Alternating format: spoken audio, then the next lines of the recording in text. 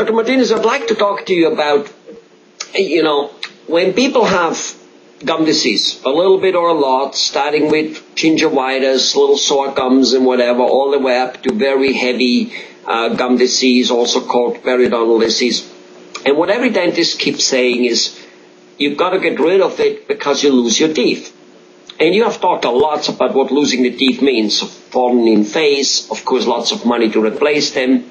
However, you also have mentioned, and it's very clear, that dentistry today is pretty very, very good in replacing teeth, implants. So it's not like George Washington, who apparently was wearing a wooden tooth. That must have been awkward and awful.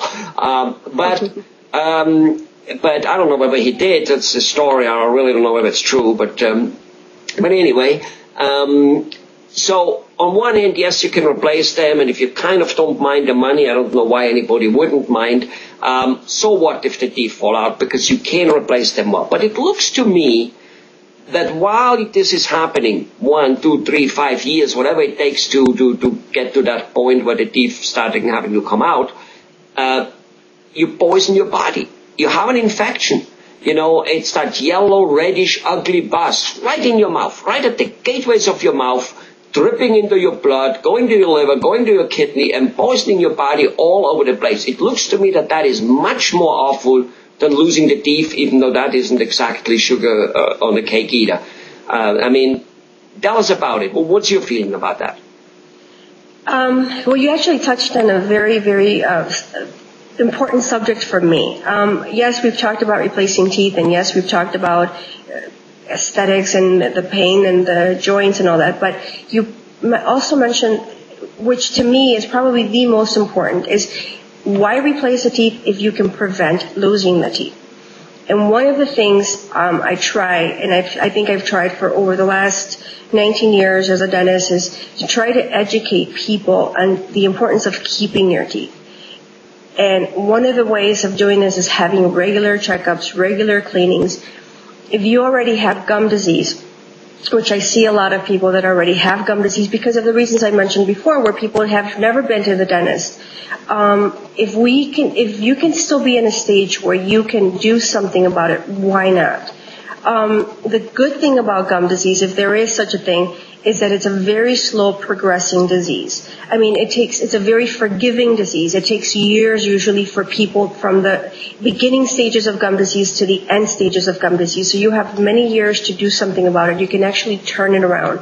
Now, the bone that has been lost due to gum disease, because by definition that is what gum disease is, doesn't come back. Although there's treatments now that we are providing, so then I shouldn't say that, but for the most part, let's say that the vast majority of the bone that has been lost does not come back. But if you can prevent any further bone loss and all that pus that you're talking about, all that bacteria from building up, why not? And I think that is probably the most undertreated area. I think a lot of people think that it's normal for gums to bleed. And I say I think it's because I hear it from people all the time where they say, oh, I know, my gums bleed when I brush my teeth. And I always ask, do you think that's normal? They say, well, they've always bled. They just think that it's because they've always bled that it's normal. And my answer to them is, if you washed your hands and they bled, would you run to the doctor and try to do something about it? Well, it's the same scenario with the mouth. It should not bleed. And so I believe that is probably the most important area to educate patients. People can still do something about it depending on what stage of gum disease they're in. And actually, you can have all stages of gum disease in your mouth. You mentioned this before, we normally take care of our front teeth a whole lot better than we do our back teeth. And typically what we see is that the front teeth are not so bad. They can still save them. And if, you're at this final stages of gum disease on your back teeth, well, then if we need to lose them, we need to lose them. But also, I find that a lot of people want to hang on to what they have because it doesn't hurt. That's probably one of the disadvantages of gum disease. For the most part, gum disease does not hurt. I always tell people, if gum disease hurt, it would be packed in here 24/7 because pretty much, I would say 8 to 9 out of 10 people have gum disease, some sort of gum disease. They all expect when I say that everybody's going to they're going to lose their teeth, and that's not what I'm talking about. As I said earlier, gum disease there's different stages of gum disease, and we all have different stages of gum disease. And so it comes in all forms and shapes, and I know by having been doing this for such a long time that 8 or 9 out of 10 people have some sort of gum disease. So let me ask you, it's easily treatable. Sorry, let me ask you. So, if somebody has this infection in the mouth, which I've heard, you mentioned it, like if you're washing your hand and it would be bleeding. So if you would have anywhere from toe to the head, you would have like almost a handful of infection which has yellow pus coming out. You would run to the doctor. In fact, people do run to the doctor for an ingrown toenail, which is a little bit, swelling up and whatever, which is good. They should. But they have that much and more in their mouth, and they're not running to the doctor. They're not fixing it. And thus, all this, an infection creates a lowered immune system. I have heard that there is ladies who have premature babies because they had gum disease. In California, there even was a lady who had a stillborn baby because they found the gum disease stuff in her placenta. Now, that's a very, very rare case, and we don't want to scare anybody, as such. It's super, super rare. But if that super rare stuff can happen, wouldn't it be logical that, yes, it brings down the immune system, you're more fatigued, there will be another flu season coming up. It might not, hopefully not be the swine flu or the bird flu, but there's just the normal winter flu season coming up. And wouldn't that kind of like be, at least to some extent, contributing to you perhaps catching the flu easier? Yes. Exactly what we've been saying all along. It is so hard for me to understand as a dentist, as a healthcare provider, that people are not doing anything about their problem. You're absolutely right about all these issues, or their immune system being compromised.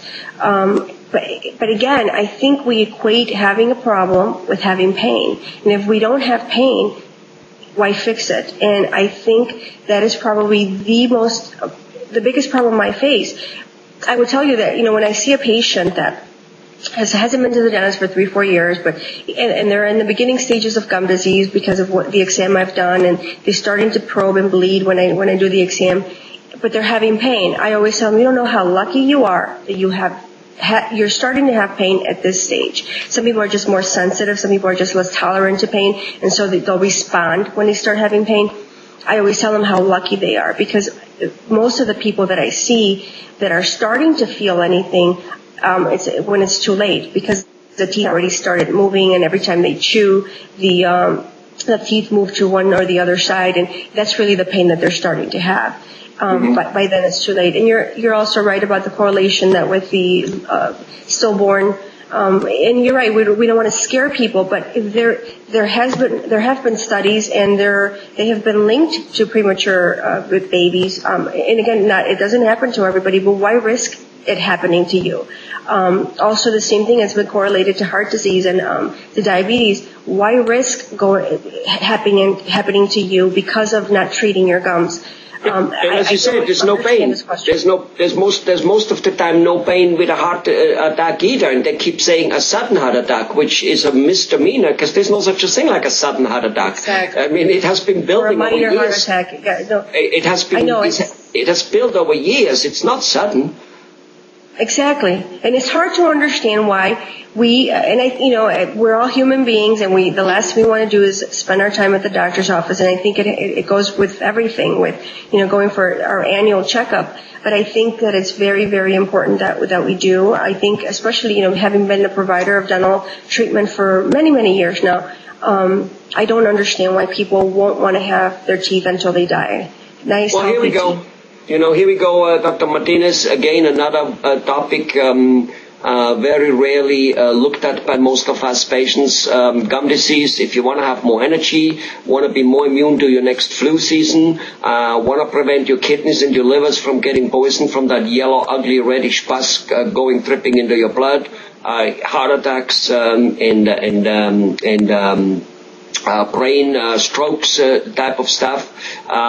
It's not that those things are the only thing why people get it, but don't you want to rule out every contributor to any of those things? Makes no sense. So I would say, why don't we just end this video so I can get my butt to a dentist, huh?